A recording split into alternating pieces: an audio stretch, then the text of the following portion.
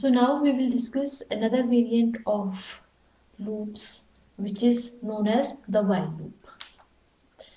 So the general form of while loop is the keyword while, and inside the parenthesis we have the testing condition.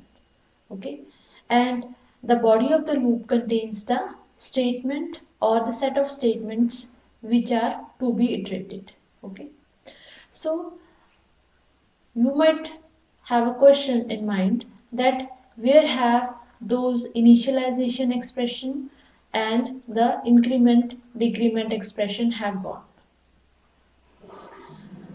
The answer is that the initialization takes place outside the body of the loop. Okay, so we initialize the loop control variable outside the body of the loop, and the increment decrement happens inside the body of the loop. To make it more clear, let us take an example of printing the numbers from 1 to 10. So initialization will take place outside the body of the loop. Int I equal to, it is 1 in this case.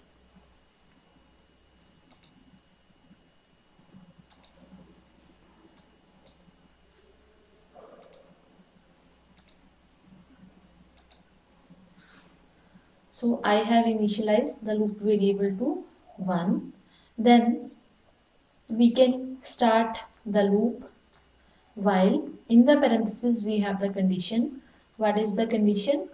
I less than equal to 10, and the statement which we want to iterate is cout I endl semicolon, and then the increment or decrement takes place.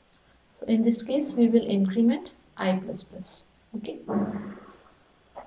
Now let us try to interpret the output given by this piece of code. So we have initialized I equal to 1. Then we have the while condition, I less than equal to 10. This condition is true.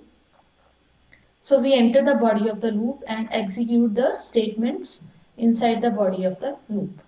The first statement is cout I, so it will print 1, and then I plus plus. I will be incremented and it will become 2.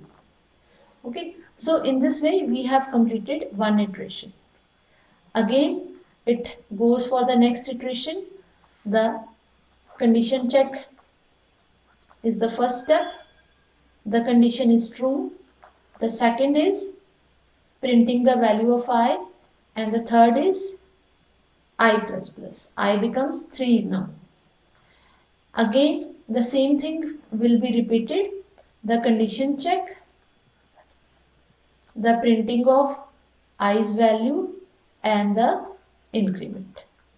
And this keeps on like this. Suppose now we reach the 10th iteration. In this case, the value of I will be 10. 10 is less than equal to 10. The condition is true. So 10 will be printed on the screen, and I plus plus will make the value of I 11.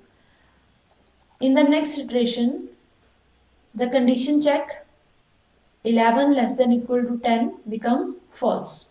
So the loop stops here and we come out of the loop to the statement just after the loop. Okay, so this is the same program which we wrote using the for loop. Okay, so you might think that if we can do the same thing using the for loop as well as the while loop, then what is the purpose of having two different kinds of loops? The answer is the while loop can be used in those cases where we do not know the number of times the loop will be executed. The loop is executed in advance. Okay. we do not know the number of times the loop will be executed in advance. Okay. In this particular example, we know in advance that we have to repeat this loop 10 times because we have to print the values from 1 to 10. But sometimes it might happen that you do not know in advance how many times a loop will be executed. In those cases, we can use the while loop. I will explain this statement with the help of a program in the next programming practice.